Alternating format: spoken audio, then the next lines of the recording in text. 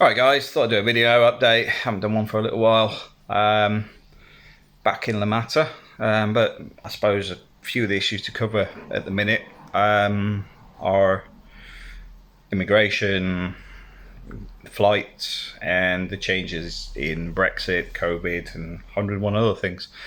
But we'll start with the questions I've had recently. The first one was about temperature for January, February, March. It's much colder on the coast in Spain than a lot of people would expect. Reality is, I would expect it to be like it is today. I think it's about 16 to 21 degrees. Now, when I compare that to where I am in Northampton, it's probably about 11 degrees. So they're comparable, but what I find in Spain is I can sit in front of the sun. If I move around on the balcony or whatever, it'll get quite warm. Now, if you're in a concrete build, they will feel cooler.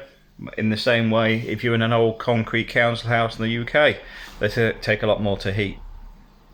But it's one of those things you just got to be aware is there, and work with it. You know, it's colder in the winters. Okay, I can live with that. Next thing was about cost of renting. I'm finding the rental market hasn't really shifted too much along the coast because obviously the COVID slows things down. It's seasonal for a lot of rents anyway, and the long-term rents haven't really budged. So I would actually say, because someone asked me about buying a property that will turn a rent of about €400 a month if you rented it out. Realistically, if you're on a long-term rental, you're probably talking around the 80,000, 80,000 to 140,000 purchase price. Below that, the rents will be 300, and if you're lucky, 350. Depends on the property and what you've renovated and what you've done to it, where it is, how far it is from the beach, all that lovely stuff. And if you're looking at buying, whether it's for short or long-term rental, if you're on the coast, the one thing people always ask is how far is it from the beach? Next one is, does it have a swimming pool? So those are the two key things people look for, and then everything sort of falls on after that. So near the beach, swimming pool, then balcony. Does it have a balcony? Does it have a small garden? But then there's the questions you need to ask. Have you got pets? Do you smoke? How many people will be living there? That sort of stuff. So realistically, I wouldn't expect to, if you want about 400 on a long-term rent, you're probably looking at a minimum of a two-bed property and 80,000 plus. If you get something run down, which is quite difficult to be fair in the matter, because even a one-bedroom that's had no work done since the 80s is normally around 60,000. They used to be around 50, about 50,000. One bedrooms, the 50, 60,000. So one beds they've converted into two most of the time. But if you're actually looking for a genuine two bed, they're normally 80,000 plus. It is difficult to get cheap seats here because you're right on the coast. That's as sort of low as they go. I mean, you can get one beds. One beds are difficult to rent out. And obviously the rents are normally maybe 300, 325. If you're lucky, 350. Depends what you're throwing in there. You're probably giving away free internet or something to the point that you're actually still back down to 300, 325. So yeah, and then if you're getting into the short-term rentals, you've got the tourist license piece. But your profit margins will probably be higher. But it is more problematic dealing with tourism. You've got the churn, the end of holiday cleans, the key holding, insurances, the licenses.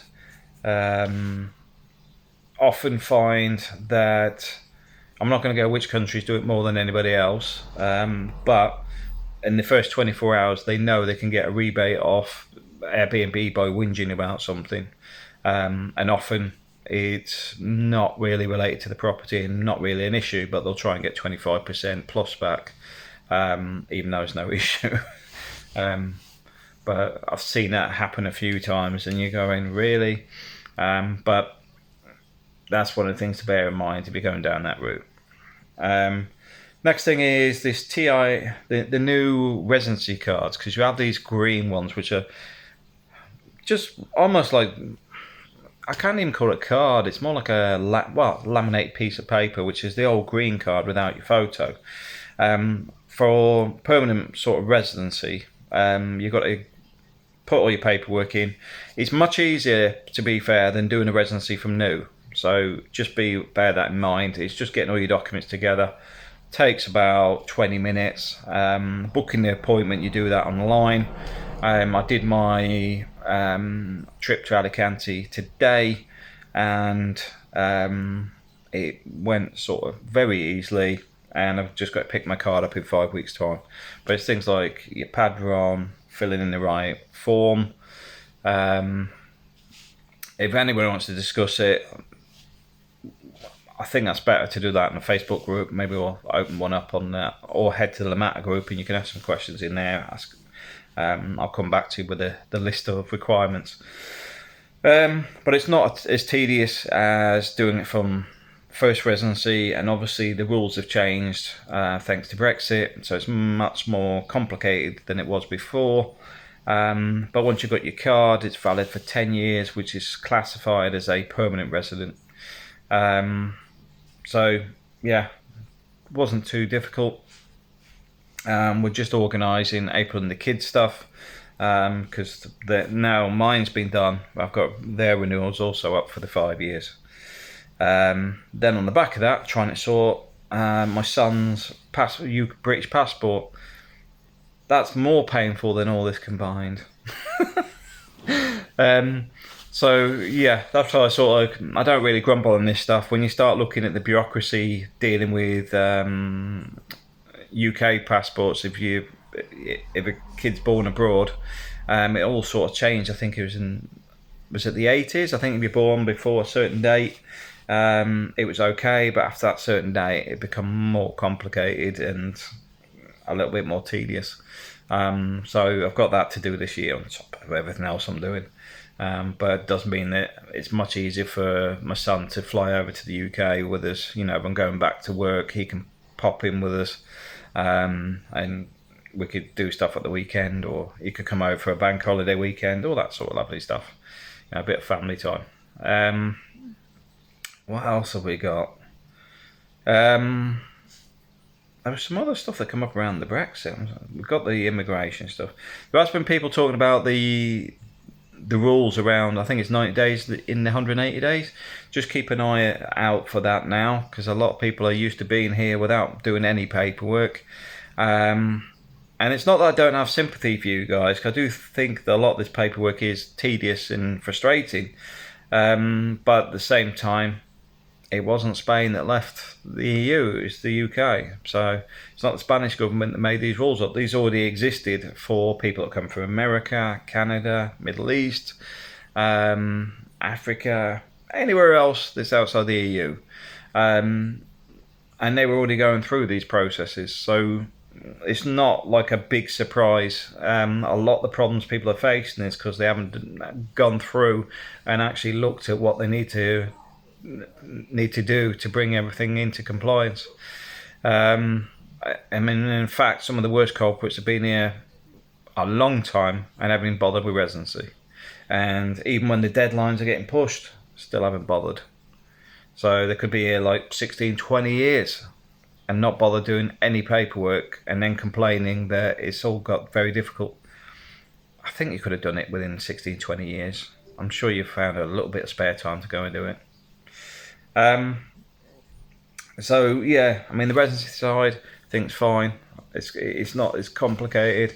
I'd seen Ryanair is also ramping the flights up. I believe from comparison for 2019, going into this year, they've actually ramped it up to 114% pre-pandemic because they're expecting to get, well, they already are, because I'm seeing Jet2 and others starting to get fully booked for the whole of 2022. That tells you the holiday market's back with vengeance. The good thing is flight prices are down. This return flight this time was €56, which is nearly as much as my train fare to the airport. So I can't grumble at that. I think that's fantastic. Really happy. Prices are low, but obviously that's not sustainable. Ryanair is going to be taking losses this year, I believe, again. But the market's moving. It looks like the budget airlines now are in recovery. The Brexit stuff is sort of settling down. There's still a lot of problems and noise, especially related to the customs and stuff on the between Dover and Calais, etc. And that's going to just go rattle on for ages. Give it another 2 years, they'll probably sort that out. But it's good to be back in La Mata. Little gadgets you might be interested. You know, we were talking about putting a wardrobe up on there. It's sort of like a hidden cabinet. Because let me show you. These are little hooks, so you can hang your coats on. Now, let me stand back a bit so you can actually see them. So,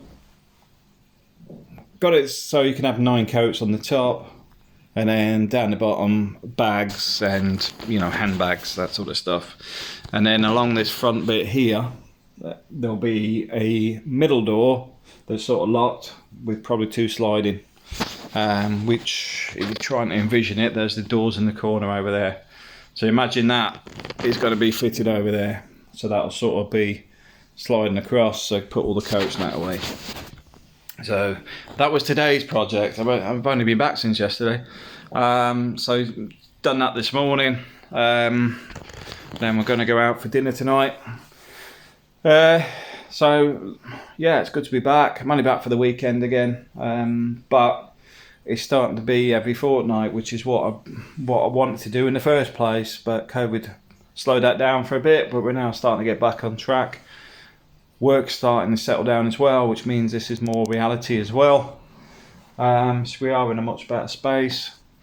I said to April now, because obviously we're in February, builders are getting harder to get hold of. Igor, for example, he's fully booked for months this year already.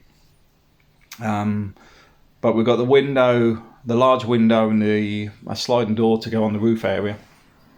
So I've said to April, you know, start looking and getting some builders quotes in, because we've got to do that probably during March and April.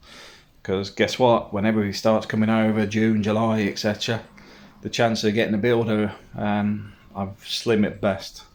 So I need to get that work done. The conservatory piece is a little bit easier because that'll be done by the fabricators. So it'll just be scheduled in when it suits them. But like I said, we've got to have a chat with the guys next door. Let's have a quick look here. I'll explain why.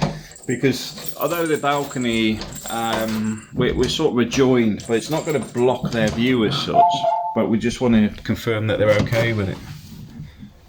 Because next door normally sit down here, they don't actually sit upstairs. So that's why we want to have a chat with them, because when I put it upstairs, it'll be like a glazed conservatory up there. No, it won't be like a glazed conservatory, it will be a glazed conservatory. I keep doing that lately. I keep picking up these bad language habits from stuff online. You know, like really, it really is something. No, it just is. But yeah, come back. April's been looking after the plants, so they're doing okay. I've got to drill some holes in the parts because I forgot to do it.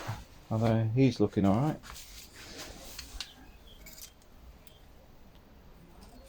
It's quite thorny, this little guy here. I've got to drill some holes in here, and the oranges are starting to go now. Starting to go orangey.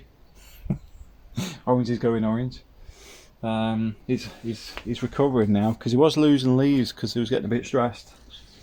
Because obviously it was quite windy up on the roof, so he's come down here in a little bit of shade. Gets the sun coming round. He's happy. There's a plant missing. One of my plants is. Oh yeah, this guy's not doing too well. I'm going to do some work on him. This is our grapes. Our vine's not doing too clever. I think that's to do with the drainage. That's my fault. I forgot to do it. But as you can hear, nice and quiet. Great to be back. Weather's improving. Can't wait to get the house actually finished though. Instead of coming back and actually thinking what's the next project, I'll be coming out here and thinking I'm gonna hop in the hot tubs.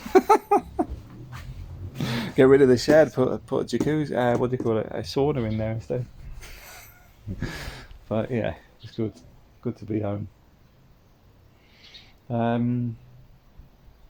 What's the negatives on the matter? Because I know I drum it up quite a fair bit. So what's the negatives? One of the big problems you get in Spain is, especially on the coast, I don't know if the cities are the same, is the mailboxes. Because like here, they've got a lock gate on all these little locations, these little sub roads. But the postman can't get postperson because it's actually a postwoman at the other end. They can't actually get mail deliveries in a lot of places, so that's one problem, and it's quite a common one. Another one is in this area, La Mata Torrevieja, a lot of the streets are the same name. I think there's some streets that are actually the same name in 6 different locations. I remember listening to, I think it was somebody from the government that was actually sort of saying, from a drug issue, it's a great place to hide because even if you've got the right street name, doesn't mean you're in the right street. I don't think that's a good promotion thing for the area, but that was one of the things they said. It can be a bit quiet if you're expecting to have all the activities on your doorstep, because it is more of a sleepier location compared to, say, Benidorm or Torremolinos, or even, it's more grandparents and their grandparents and the grandkids than anything else. It's not really a buzzing 20-something type of place, which means it's nice for me. Again, I've had headaches at work and whatever. When I come here, I can go and sit outside. I've got restaurants opposite. I've got restaurants along the boardwalk there. It's got a community feel to it. It has got a community. It's not just a community feel. When they know you're here long term, people start engaging a lot more. Madalena is next door here, very friendly lady, and her husband, I forgot his name already, but I did say that. Come along, introduce her, and she told me off for not knowing enough Spanish, and she was going to teach me Spanish. Because the big problem I have is time. It's not, I do know a fair bit of Spanish, I just don't speak enough of it at the minute. I understand a lot more than I say. And then around this side we've got the guys that have a shop up near San Luis area. And then we pretty much know everybody in all the shops as well, and the restaurants, all the owners. Staff, we know a fair bit because a lot of the staff rotate around, over the years. They move from one restaurant to the next restaurant. But negative wise, like I said, it's a bit quiet. If you like a bustle, if you haven't got the buddy network, it could get expensive from Alicante Airport because you're talking 50 plus euros and in a taxi, and I think the bus is about 7, but you've got to tie that in with your flights to make sure you're not left stranded at the airport when you arrive, and also able to get to the airport. But I had the same in Northampton. I was lucky one of the guys I worked with actually gave us a lift, because I was quite happy to go and sit on the get to the train early because there's no early trains. Because my flight was early, but the train was the night before, so I'd be sat in the airport for 8 hours. So that can occur. So you just got to watch the flights. But the other side of that being is like now, Ryanair's ramping up. And I assume Jet2's doing the same. I assume EasyJet are doing the same. So the increase in flights will make it easier. But those are the sort of key ones. Internet's good, so I can't grumble about the internet. Electricity, no real issues with. Although we've got to upgrade the box here. We've got to get it certified so that we can have it increased on the usage, so we can increase the electric. Because at the moment, if the water heater's on and the 2 air cons, anything else will trip the system. So we've got to increase the electrics. But I'm going to tie that in when I put the solar panels on. So this energy's okay. I know people are complaining about the cost of energy in Spain at the minute, but guess what? That's right across Europe. It's in the UK. A lot of this is Russia and everywhere else playing politics. But like I said, I put a 2 kilowatt system on the roof. That should actually cover about 50% of my energy usage. So that'll keep my costs sort of stable as prices go up. It shouldn't actually go up. I should actually have a sort of slight, not rebate, reduced cost, slight, which should cover the cost of the system over 5-10 years. No issues with the water supply. They did have a problem with the reservoir a couple of years ago. There's a lot of browning from the water coming through the systems. We didn't really have it here though, but it was sort of highlighted in other areas to boil water if you're using it for drinking. But I find most people actually buy drinking water. Ourselves, we're all on the filtered system here, so no issues there. Police responses are pretty good, so I can't grumble about that. It's a good selection of restaurants, but the other thing is, because you're on the N332, you can get to Lasagna, Alicante. Everything's on your doorstep. So even if you don't like, say, tourist type restaurants where they sell everything, you'll have a restaurant that does fish and chips, Indian food, Tex-Mex, and whatever you want.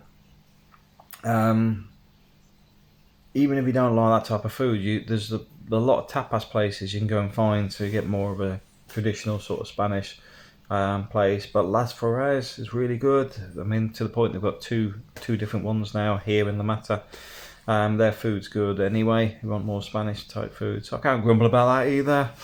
But if you're looking for more high end, I would say there isn't many around. They're all sort of low to medium market wise. There's not sort of something that screams out high end. It's all sort of middle of the road, nice restaurants though for the majority. Yeah, a lot of this stuff's changed since we arrived. Because when we first arrived, internet was bad. Getting takeaways and etc. was near impossible. We actually normally had to go and get the food. We could phone up and order something, but we'd have to pick it up ourselves. So that's sort of improved. And actually, I think the weather's improved as well. It's like somebody mentioned about the winters being colder. Well, the winters were colder, but when we first arrived, I think it was November. Within that first week, which would have just been after the 20th, my kids were swimming in the sea. So it's not that bad. I do think there's issues with the insulation on houses, but they're older properties. The same in many countries. If they're an older property, this is what you get. But then you've got the other side of this, which is over insulation increases bacteria and other issues. So poor insulation, better ventilation. Is that such a bad thing? not in COVID years. It's a bit of a change, but even then, I remember going back to the 90s, the whole discussion around double glazing and the problems that was generating because properties are becoming too well insulated. I'm not going to bore you on that today. But that's pretty much my update at the minute. Not a lot happening this week or this month. We're just going to line up to start smashing holes through the top layer. And then once that's done, I'll be sorting out the rendering. And then after the rendering, I'll be sorting out the conservatory. So still a fair bit of work to do. But it also means once I've got that outdoor area sorted, this will go upstairs, because this is actually for the, that's not really, it's cover, the brown one. It will go on the balcony on the wall here. So when you're up in the conservatory piece, I'll have a sofa. So it's got a sofa bed for when Ulby and his mates hang out. They can go up there. But predominantly it's going to be my workspace. But it also means my desk then moves from where the laundry area is out to that, releasing more space there so the house can sort of breathe, because there's too much stuff everywhere at the minute because we're one room short of where we want to end up. But really happy where the house has come along. April's really happy with it, kids love it. Yeah, can't complain. Thanks for watching, and if you want to ask anything or want to comment or stuff, just please write below. Appreciate any likes, subscribing, and just general comments. And thanks for watching.